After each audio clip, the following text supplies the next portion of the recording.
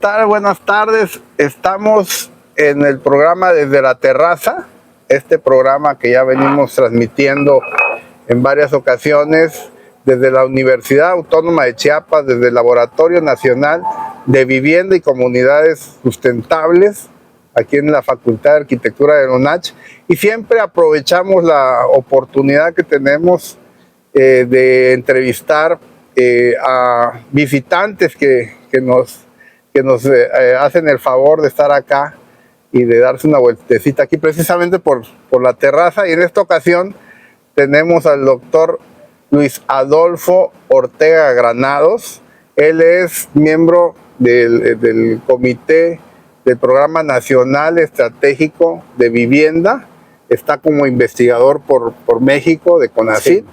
Y bueno, es un gusto que nos visite aquí al calorcito de Tuxtla, que está haciendo un poco de calor y humedad, pero bueno, también eso nos lleva a este ambiente pues frondoso y verde que tenemos, ¿no? Acá en una facultad de la UNACH, que es, yo creo, de las más arboladas. Se hicieron reforestaciones hace 40 años.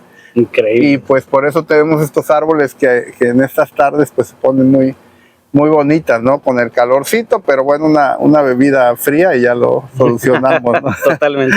Pues me gustaría que nos comentaras un poco de tu trayectoria, posteriormente de tus proyectos que tienes en el Programa Nacional Estratégico y por qué estás visitando Chiapas y aquí a la facultad. No, claro, Naim, muchas gracias por invitarme a la terraza. Antes de empezar, fíjate que me gustaría, había venido a Chiapas varias veces, a Tuxtla y a San Cristóbal, San Andrés, bueno, varios lugares, también por la propia dinámica andariega, pero nunca había llegado en avión, siempre llegaba por carretera. Ah, qué interesante. Entonces, para mí fue maravilloso llegar ahora por carretera, precisamente porque, digo, por avión, porque me llevó al verde, o sea, afortunadamente he tenido la oportunidad de viajar por otros estados a propósito de programas que comentaremos más adelante, pero por primera vez vi un lugar verde en un infinito total, ¿no? Y con distintos matices y tonalidades, y eso no deja de ser impresionante en un estado que es bello en todos los sentidos, ¿no? En comida, en fin, en todos los sentidos, pero ver esos matices me dejó maravillado, ¿no? Entonces, pues yo encantado de estar aquí en Chiapas, ahora en avión, por primera vez en avión, y encantado, ¿no? Pero bueno, entrando un poquito, como me preguntabas, ¿qué hago aquí en Chiapas? ¿A qué me dedico principalmente, no? Creo que es importante empezar por dos cosas fundamentales. Antes de la profesión, digamos, antes que nada, es importante mencionar que de los orígenes, un poco de dónde estoy partiendo las reflexiones en general. Yo soy de la Ciudad de México, de la colonia Guerrero, en el centro de la Ciudad de México. De ahí me mudo a Iztapalapa. Luego, después de ahí, me regreso a la Guerrero de Villa para la universidad. Pues me voy a estudiar una maestría. Ahí estudié en la UAM Iztapalapa. ¿Qué carrera estudiaste? Sociología. Sociología, estaba más enfocada en sociología cultural, lo simbólico, las relaciones sociales, simbólicas, etc. Y después de ahí decido irme a la maestría al Colegio de la Frontera Norte, a Tijuana, Baja California. ¿Y saliste de la Ciudad de México? Salí, exactamente, de México. Entonces, para mí fue deschilangarme absolutamente, porque ya es otro contexto al final del día, ¿no? Es otro contexto, son otras formas de ver el mundo. Es otro de los Méxicos, ahorita que estás en el sureste y estuviste en el norte del país. Sí, afortunadamente. Son otros mundos, ¿no? Sí, totalmente. Aunque somos el mismo país. Pero eso habla de hablarlo en plural. Eso es importante, es lo que fui aprendiendo de a poco y de a golpe. Porque también es cierto que son muchos mundos, pero hay que conocer y comprender un poco las realidades. De bote pronto, ya te mencionaba que yo llegué aquí en avión por primera vez, a Chiapas por primera vez en avión, pero es diferente caminarlo. Entonces son otras realidades, son otras escalas, y eso me lo permitió identificar, por ejemplo, cuando fui allá, estudié una maestría en estudios culturales en Baja California, en Tijuana, Baja California, en el campus, en el sede de Tijuana. Y después de ahí regreso a Ciudad de México a estudiar el doctorado en antropología. Como puedes ver, ya es un poco ese coqueteo totalmente entre la sociología, pero también lo cultural, estudios culturales, y ya me quité la máscara en su plenitud y llegué a la antropología en el doctorado. Sobre todo he trabajado cosas de movilidad, tal vez por mi propia práctica, que yo he estado mucho tiempo yendo y viniendo y viajando, y no en avión precisamente, como decía, sino en carretera, en mochilazo y viajar por algunos lados, ¿no? Como les invito a todos que lo hagan para conocer las realidades distintas. Creo que es importante viajar en cualquier modalidad para poder hacerlo, hasta de aventón si quieres, ¿no? Entonces, bueno, llego al doctorado, lo termino, siempre trabajando desde la maestría al doctorado, temas de habitabilidad, que pues son prácticamente de movilidad urbana, pero no transporte, ojo, sino la experiencia de la movilidad. Las personas, cómo se mueven, cómo viajan, cómo lo sufren, cómo lo resuelven los problemas, ¿no? Y en la maestría, por ejemplo, estudié la movilidad de empresarios o de élites de poder que migraban por la violencia de Tijuana a San Diego. Y cuando regreso al CIESAS, estudié mi doctorado en CIESAS, en el Centro de Investigaciones y Estudios Superiores en Antropología Social, en el sede de Ciudad de México. Es un centro público de investigación, igual que el Colegio de la Frontera Norte. Llego ahí a CIESAS y estudio la movilidad cotidiana de sectores populares, específicamente en Ecatepec de Morelos, que lamentablemente ha tenido índices de violencia pues muy altos, en otro tono que en Baja California. En el norte era más el narco, más estos secuestros, y aquí era un robo hormiga, robo en transporte público, en las calles, ¿no? Violencia de género hacia las mujeres, acoso sexual, etc.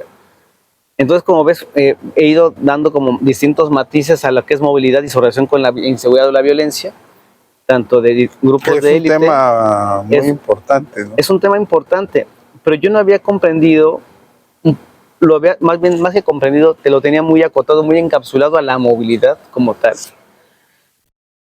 Pero al terminar el doctorado me doy cuenta, cosa que muchos que nos estén viendo se van a reír porque es tan evidente, pero en mi caso no lo era, que eso tiene que ver con un aspecto mucho más amplio, que es las cuestiones de habitar. La movilidad se convierte también en una forma de habitar las ciudades.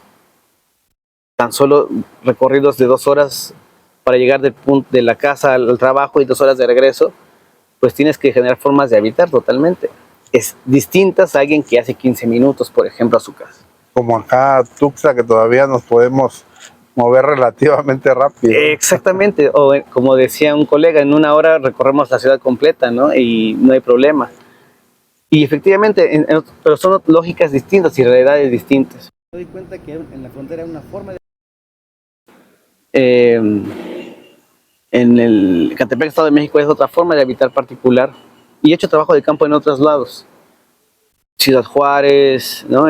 Morelia, Uruapan, esas partes de Oaxaca también estuve haciendo trabajo de campo.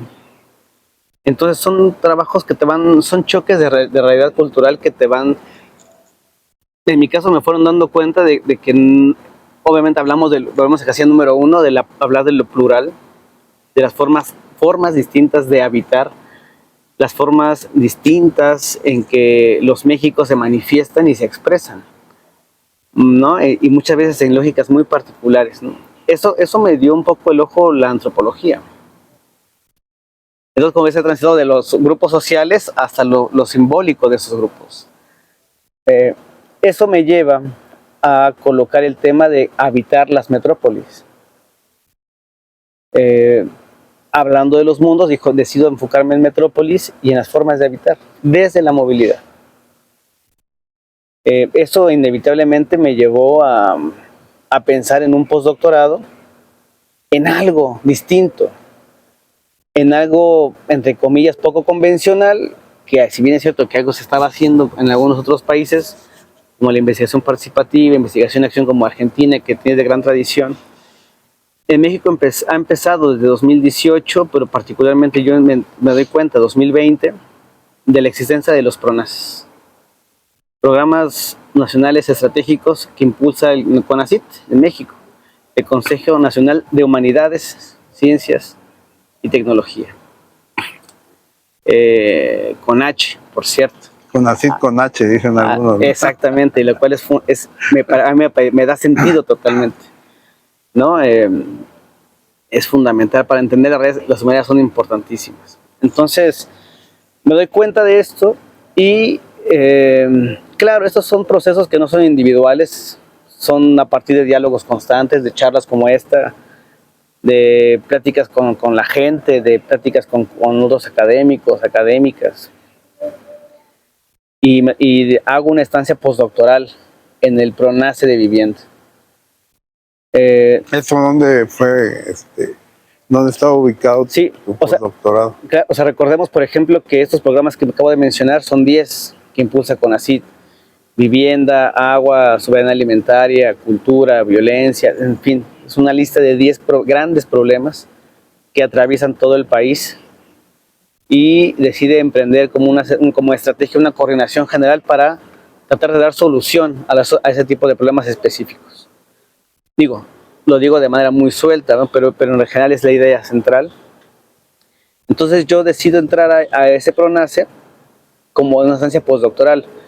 Una estancia postdoctoral que se ubicaba en la Universidad de Guadalajara, particularmente, donde ahí está el comité ejecutivo, ahí estaba el comité ejecutivo de PRONACES de vivienda. Y empiezo a vincular no solo ya a movilidad, no solo a habitabilidad, que ya lo traía manejando en las metrópolis, sino a identificar, yo me inserto en el PRONACE de vivienda, que en el fondo se llama, digamos, oficialmente es vivienda, pero en el fondo entre los colegas se sabe que la vivienda no basta. Tú lo sabes mejor, ¿no? Aquí se ha trabajado mucho ese tema en la Universidad Autónoma de Chiapas, que hay que hablar también de una habitabilidad en términos amplios.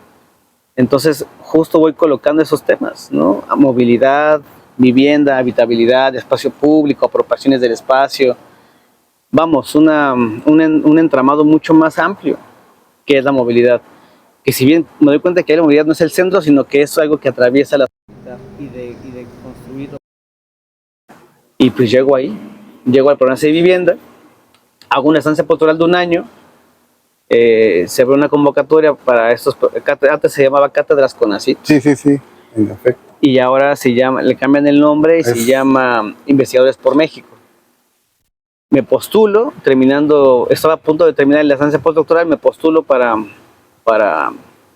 Investigador por México y resulto favorecido, afortunadamente, entrando a esa cátedra. Y pues nada, seguimos desde ahí, ahora ya adscrito al comité ejecutivo en la Universidad de Guadalajara como investigador CONACYT y miembro como tú dijiste, del comité ejecutivo del PRONACE de vivienda, ¿no? Y ahí me gustó el recorrido que mencionas, que describes de un poco de tu vida más en la parte académica, ¿no?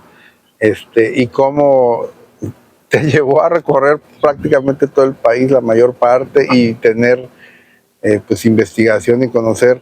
Y fue un descubrimiento, yo creo, porque me ha pasado, ¿no? Yo trabajo en comunidades de acá de Chiapas y es increíble cuando lo reflexioné y lo sigo reflexionando, cómo es que uno mismo va descubriéndonos a nosotros mismos, ¿no? Y descubriendo lo que somos, ¿no?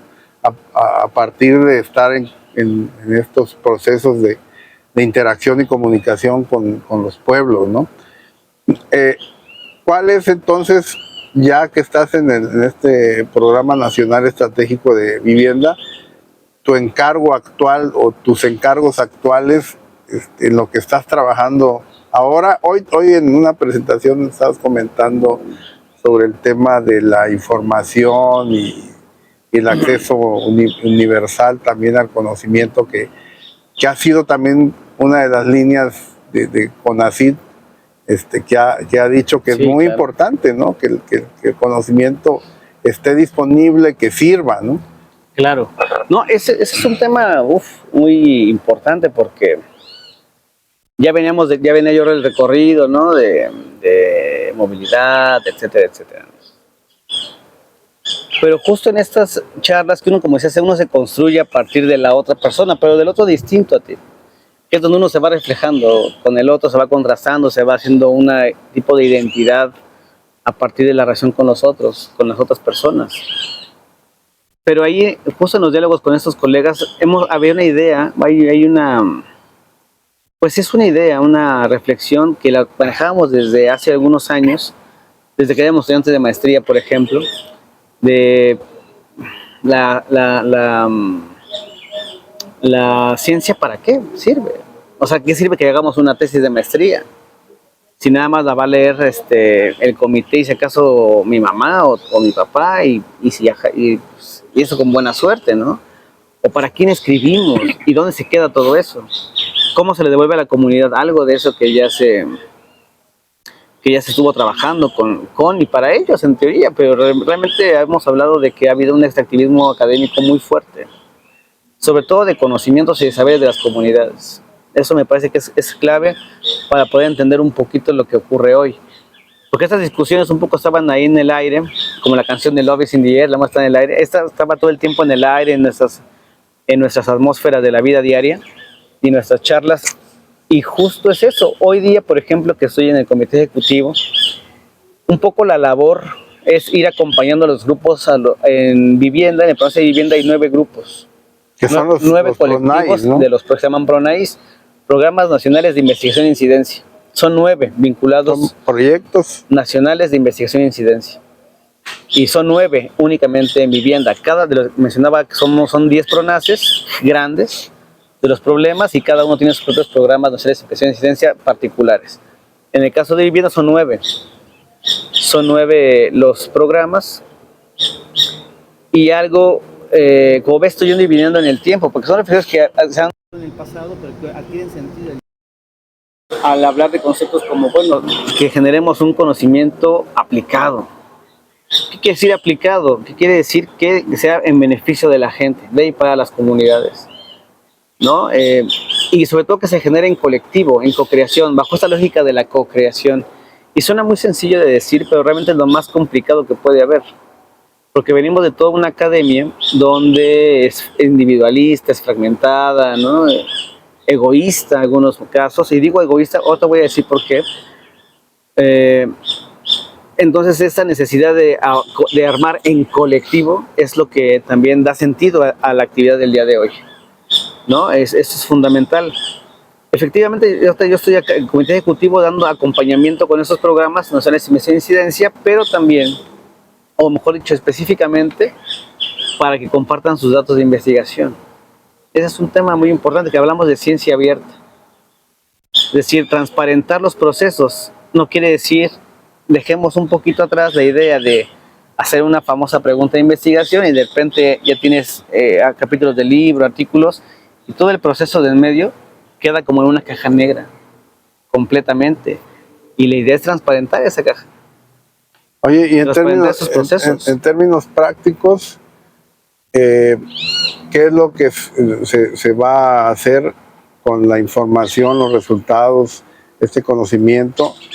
¿Te va a llevar a algún espacio? ¿Va a ser, ahorita dice ciencia abierta, y es un concepto que tiene algún tiempo también que se viene manejando, pero como que no siempre se tiene claro qué significa ciencia abierta, o cómo cualquier persona puede llegar a esta ciencia abierta, ¿no?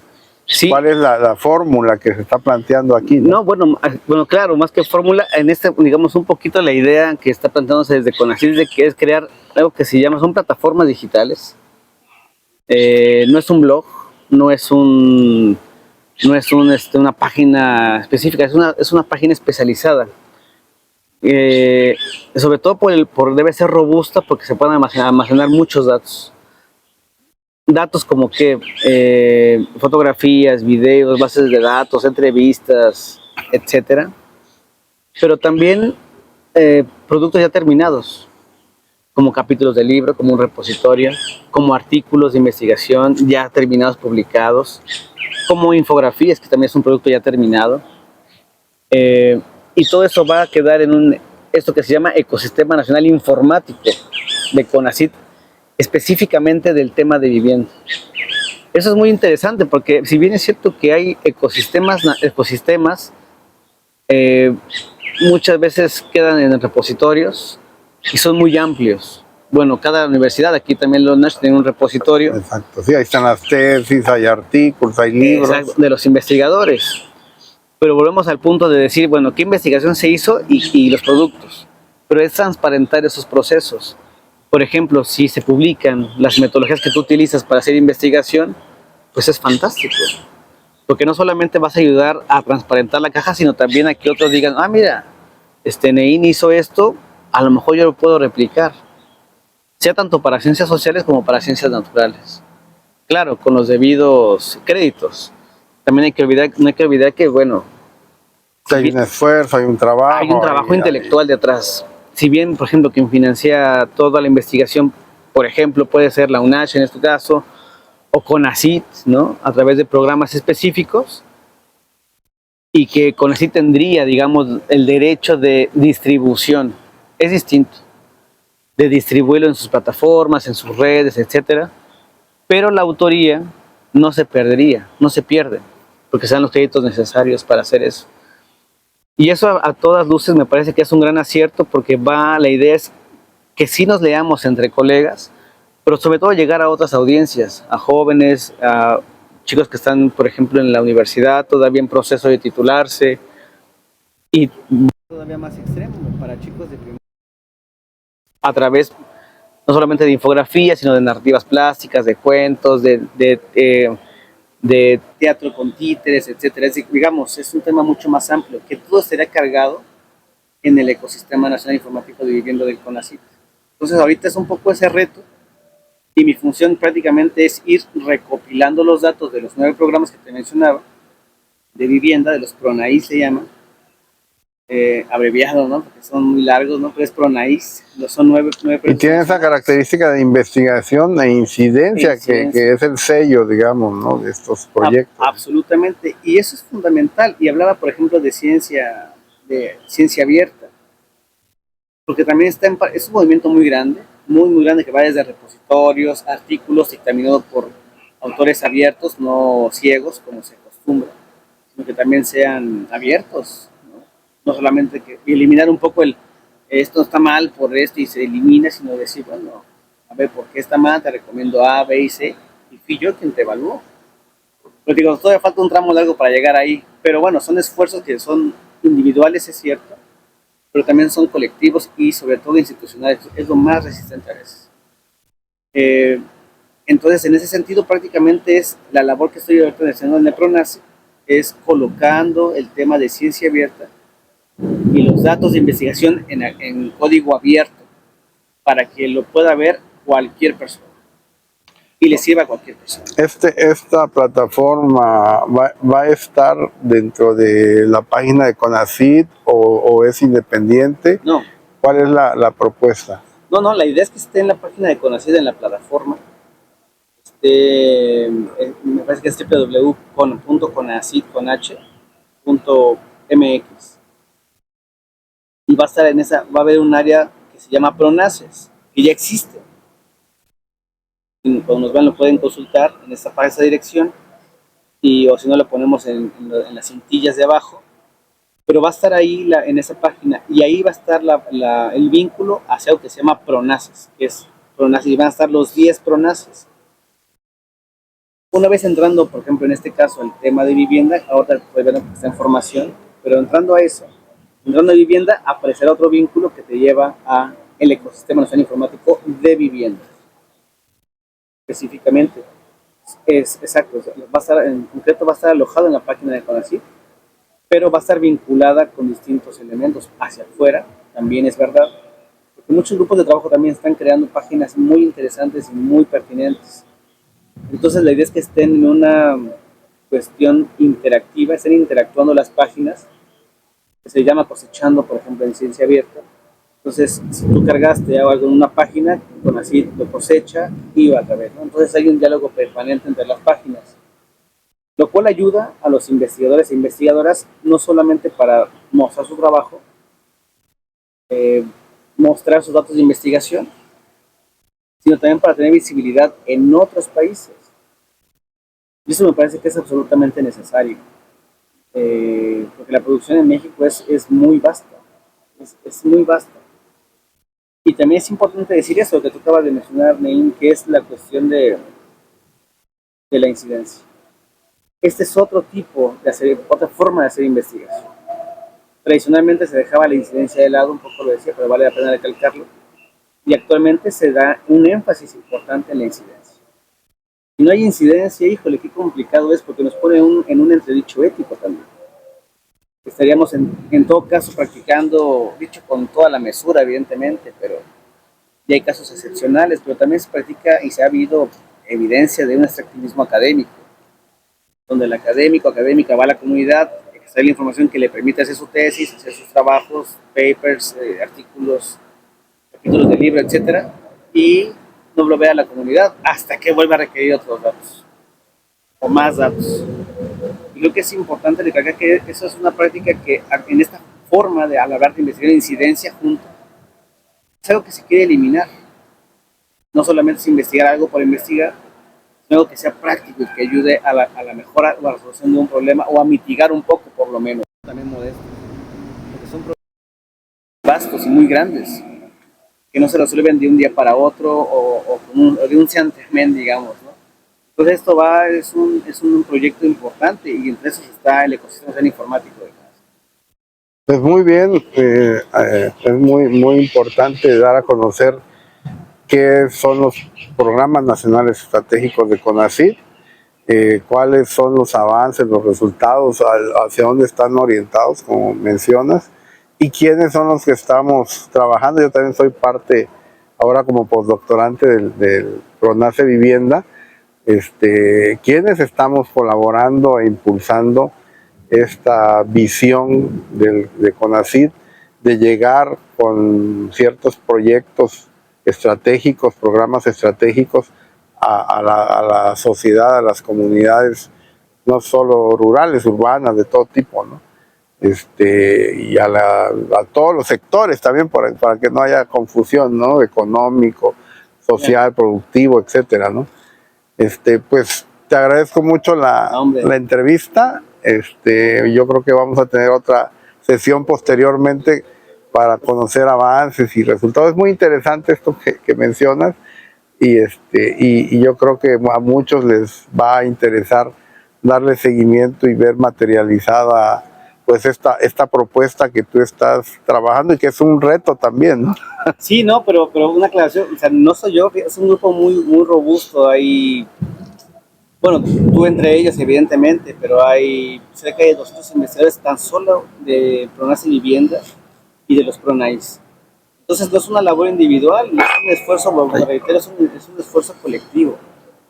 Alguien puede tener una gran idea, pero si no hay una fuerza que esté respaldando esa actividad y que vaya hacia un camino mucho más eh, sea de eco ni para la gente, no tiene sentido, ¿no? Entonces, nada más eso, pues es para todas y todos, ¿no? Sí, sí, El colectivo, y si en algunos comentarios también nos dan ideas, pues qué mejor. Y ese es parte del reto, ¿no? Que buscar esta integración, colaboración de todos estos investigadores, ese es uno de los principales retos y bueno, hay que seguir trabajando. ¿No? Y sobre todo, permíteme decir esto nada más porque es importante. Muchas veces decimos conceptos en la academia muy sencillos o muy a la ligera, entre comillas muy a la ligera, pues. Pero decimos, por ejemplo, diálogo de saberes, diálogos entre disciplinas, ¿no? Interdisciplinares. Pero también es cierto que es muy difícil, y hay que decirlo con toda claridad, es muy difícil de hablar. Yo soy antropólogo, como te decía, sociólogo antropólogo, y de a poco he venido dialogando con cientistas políticos, con arquitectos, urbanistas, con planeadores, con ingenieros, con biólogos, y es una tarea muy complicada justamente para entender un idioma común. Es complicado, pero no imposible, ¿no? También eso es cierto. Entonces, pues nada, hay que atreverse a dialogar nada más. Pues muy bien, Qué gusto tenerte acá, ya habíamos platicado que vendrías y llegó el día y esperemos que te haya gustado esta estancia en Chiapas. Sí, por supuesto. Con esta lluvia que ya está haciendo su llamado. Amenazando. Me está amenazando. No, pues gracias por venir. No, y aquí estaremos, por ejemplo, si yo encantado de venir a Chiapas, aquí a la terraza también, para sobre todo mostrar avances que van a ser importantes este año muy rápido. Con eso cierro. Es mostrar avances ya para que la gente este año pueda consultar información, que lo tenga a la mano, al tiro y a la mano, temas de vivienda, habitabilidad, producción social, ¿no? Espacio público, movilidad también incluso. Transiciones sociotécnicas, que es algo muy interesante. Digamos que ese es un tema que atraviesa todo, es muy importante. Y para el siguiente año, que también, para el final, ya podemos quedar aquí en una entrevista con Chiapas para ver qué es lo que se ha dejado, qué es lo que, cómo vamos. Y para el próximo año, ya que tengamos datos de investigación mucho más robustos, para que la gente lo pueda consultar a voluntad. Pues muy bien, muchas gracias y bueno, con esto cerramos el programa el día de hoy. Hasta la vista, amigos.